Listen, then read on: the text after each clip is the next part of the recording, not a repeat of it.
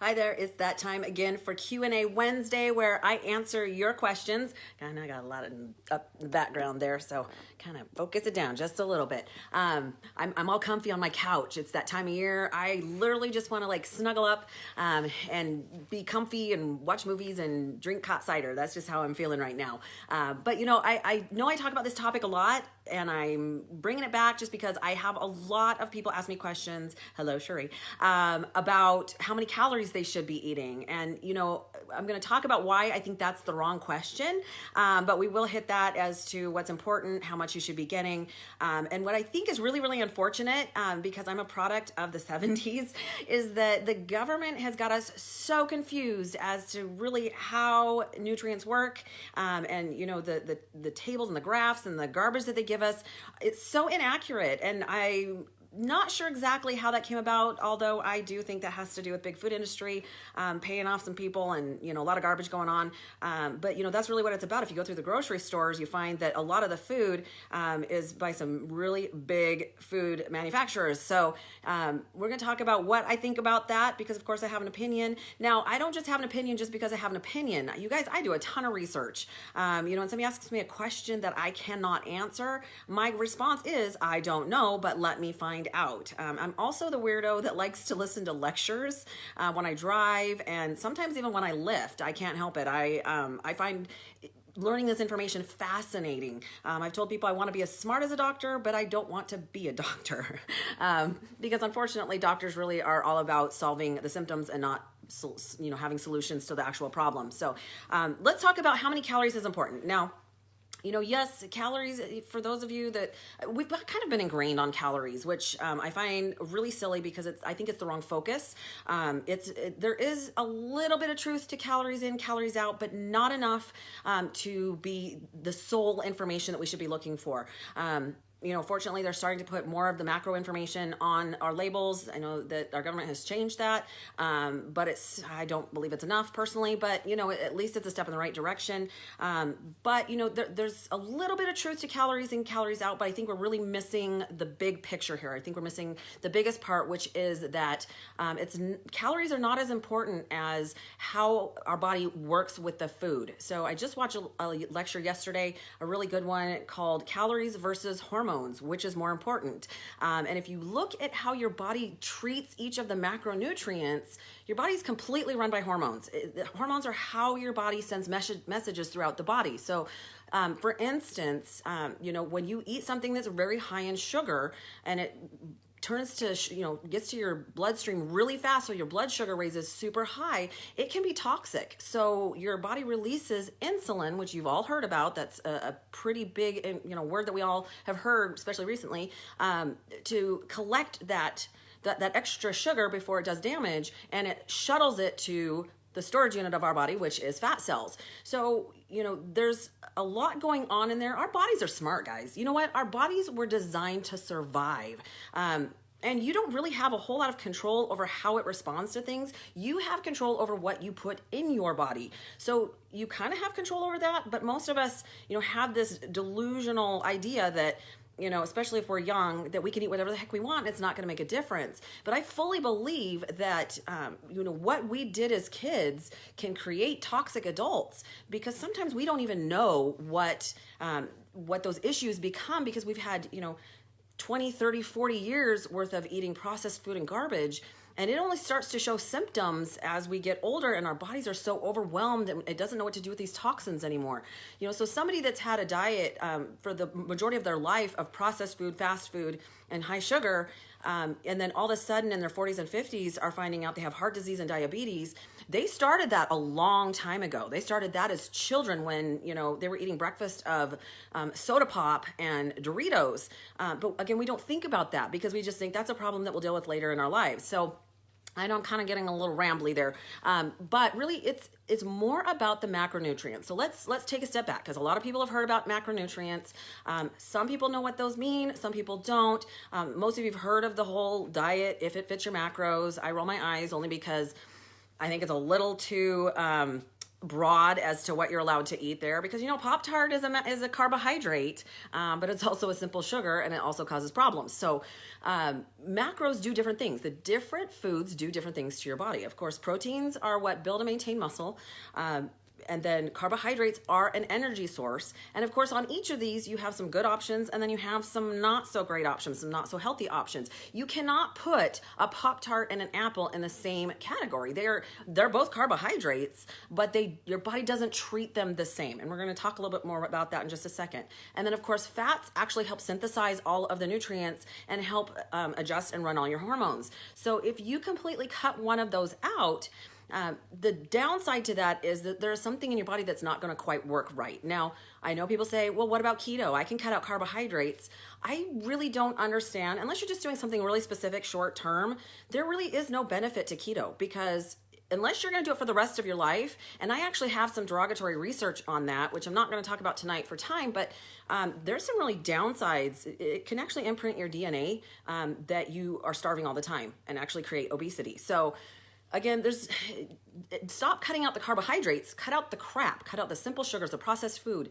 Our bodies were not designed to utilize the food. They're empty calories. They're not really nutrients. Our body was designed to run on nutrients. You need the vitamins, the minerals, the vitamin C, the vitamin A, the vitamin B. Your body needs those to function, okay? And that's how your microbiome is created and sustained. If you're consistently eating things that have additives and preservatives, that's toxic to your body. Your body actually has to take that and do something with it so you don't die.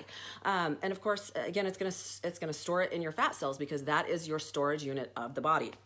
So again, let's talk a little bit about hormones. So we're not just talking about insulin. I mean, that is a hormone. We're not even just talking about like estrogen and testosterone. That's your sex organ or sex hormones. We're talking about things that your body, the processes that your body needs in order to function and recreate itself, regenerate cells, heal, those kind of things. So the benefit of clean whole foods versus processed foods is that clean whole foods that were designed by nature, we're talking, and of course, game and animals and proteins, but those were designed for your body to do certain things, not just for what we just talked about, but they also actually create in your body the ability to be satiated. Okay, so what happens is when you start eating processed food, some of those triggers in those foods are taken out of them, because now we've processed it down into a form that your body doesn't recognize, or that it absorbs so quickly and there's nothing to it. So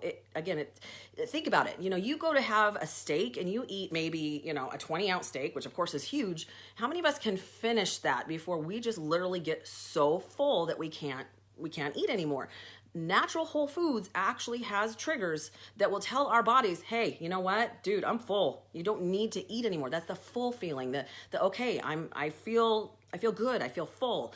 And then of course, when we don't eat enough, our body produces ghrelin, which again, we're gonna talk about that in just a second. But the problem with processed food is that we don't hit those triggers. Those triggers are missing from our food. So now, of course, and I'm not kidding, I can see it. Like, I've done things and gone, how come I can still eat this whole bag of candy corn? Like, I just ate an entire pizza. Why can I still eat a bag of candy corn? Because your body doesn't recognize that it's full. So when we talk about, like high fructose corn syrup, and in general, carbs don't tend to make you satiated or full. It doesn't have that trigger. Now, fiber does. Okay, so like things like berries, apples, carbs, complex carbs that actually have fiber and nutrients in them, probably will make you feel full at some point, but a processed carbohydrate will not. So keep that in mind, that, it's easy to overdo it when you're eating processed food because your body doesn't know that it's full. Okay, so we talked about satiety. We talked about, I write notes. I always write notes because, of course, I want to make sure that I cover everything that I'm thinking about. So kind of an example, like the whole, not being totally satiated. How many times have you ate your entire dinner and then gone, I'm just too full for dessert, or I can't, I can't eat another bite of my broccoli. Yeah, right. But now you add a full calorie soda or, a piece of candy, and yeah, of course you can add that on there because of course, again, the carbohydrates don't trigger the fact that you're full. All right. So we talked a little bit about that you eat for nutrients.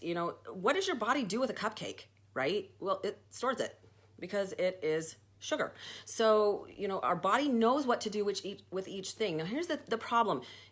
Again, even just working with macros, there is a formula for everything. But here's what I want you to get out of this. If you give yourself plenty of carbohydrates, why would your body burn fat for fuel? If you're consistently, and we're talking about any carbohydrates, but of course, the more complex and clean and healthy they are, the better off, because it's going to naturally slow down the absorption rate of the sugars into the bloodstream. But if you're eating a bunch of junk, your body has no reason to target fat. And unfortunately, that energy in, energy out theory just doesn't work, because again, 300 calories of cupcake and 300 calories of broccoli is totally different. Your body will treat it completely different. So again, you have to look at what those macronutrients do, and your formula needs to go with a couple of things. Number one, what your goals are. Number two, what your body responds best to. And of course, any injuries, illnesses, problems that you have, like I'm totally lactose intolerant, like ridiculously lactose intolerant, so I don't do a whole lot of dairy. But, the cleaner it is, the better off you're going to be.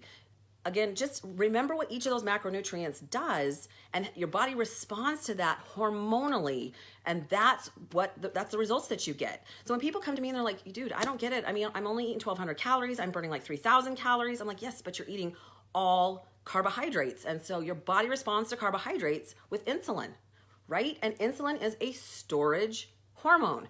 So again, you got to figure out how to best make that work. Now, if you're in the realm of fitness and bodybuilding and things like that, there is a whole science of nutrition timing that you actually want to spike your insulin for, but that's a whole different ball game. That's why most of us actually target having most of our carbohydrates right around our workouts.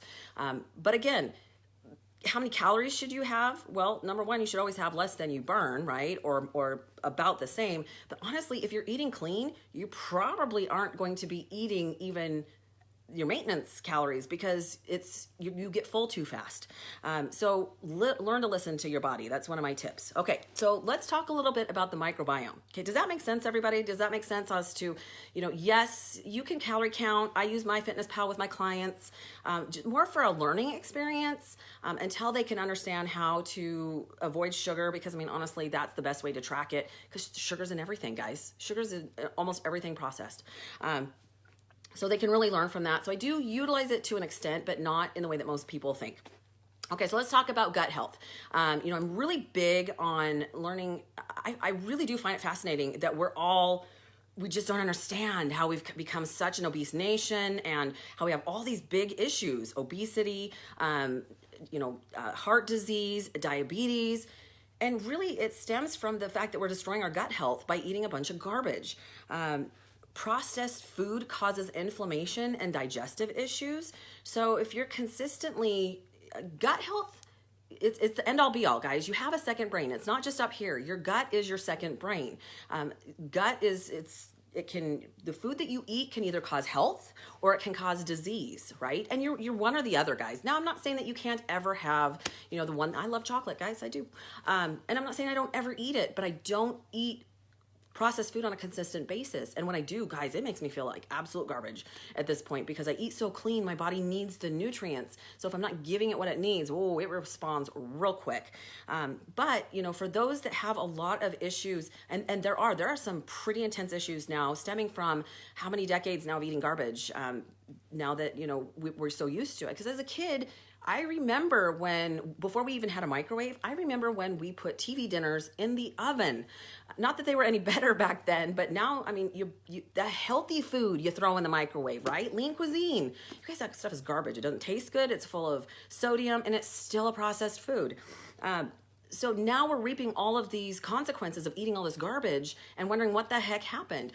Well, we've spent 20, 30 years of destroying our microbiomes by eating sugar and junk, and all this additives and preservatives and the stuff that, these companies are telling us are healthy and good. They're not. So, I'm trying to decide how to best put this.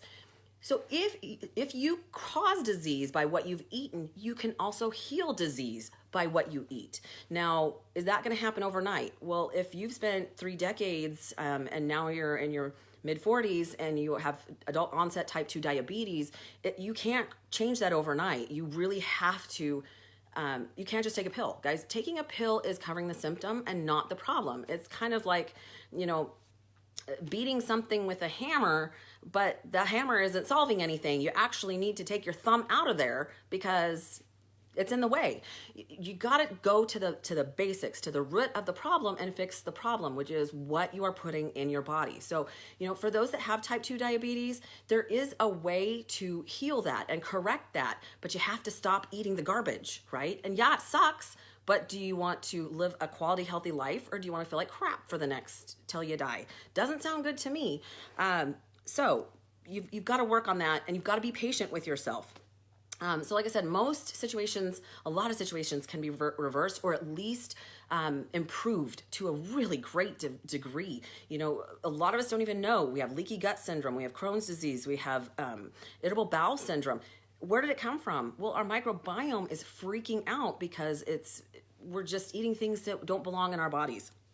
So last thing I want to talk about is kind of back to how many calories should I eat. Your body is a thermostat. I heard this yesterday and I thought, what a great way to describe this. Your body is a thermostat and it actually wants to stay at an approximate body weight. Now, that body weight when we were younger is probably a little bit lower than when we're older because, again, if we've kind of screwed with some things and our body might have changed to a happy body weight that's a little bit higher. They say that we gain about a pound per year just from excess of what we're eating. So, when you're 50 or 60, it might be a little different than when you're 20. But in general, you can recreate that happy weight. You can, because my happy weight was 180. Now my happy weight's about 129, 130. But again, that's taken 9-10 years to build that happy weight. So your body is a thermostat. And what happens is that if you eat too much, it goes into action and it does something with that. Now, honestly, if it's garbage and sugar and processed food, it's going to store it. But if it's healthier food, yes, it might store some of it. But what happens is your metabolism raises, right? Because it's going, wow, she's eating all this food. I don't know what to do with it. And so it ramps up and it has to burn some of that off. Well, the opposite is also true. So this whole low calorie, like I'm only going to eat 1,200 calories, you are doing major metabolic damage to your body because now your metabolism is dropping because it's going, I don't even know when she's going to eat again. So number one, I'm going to store and keep all this fat because I might need it. Because back in the day before food was so convenient, people used to have to hunt for their food or grow their food. And there were times when, their farm was destroyed. They had famine. They couldn't find animals. And so their body learned to burn off their fat stores for fuel. Well, we don't have that issue anymore. Really, we're, in a country where you can go around the corner and grab a flippin' hot dog, right? It doesn't even sound good. So your body still thinks, okay, well, it still works on the same idea that our ancestors did, but we just supply it with so much more than it really needs. So again, for those of you that think that, going really, really low calorie is great, check back with those Biggest Loser contestants from years back. They all went on these ridiculously low calorie diets. And then when they went back to their normal life, gained it all back plus some, because now their body went, well, I was burning 3,400 calories a day, but now I only know how to burn 1,800 because I've only been eating 1,200 for the last, 9 months. So again, your body knows what to do. It's actually smarter than you think it is. You really can't trick it. You can work with it, but you can't trick it there's no pill, no nothing that's going to be like, okay, yeah, I can lose all this weight. Because if you're still eating garbage, it's still going to respond the same. So, keep in mind that you've got to find I'll give you my tips in a second because it's really not that difficult, but it's hard. Does that make sense? Thanks, Francie. You know what? I'm not going to sugarcoat it because it's stupid. I'm really tired of listening to the big food companies and the pharmaceutical companies and people's gimmicks and BS that, just do this. Just drink this one liquid. That's great. It might solve it for 2 seconds, but if you continue to shove pizza and ice cream in your mouth, it's not going to work forever. You're still going to have the same issues. So,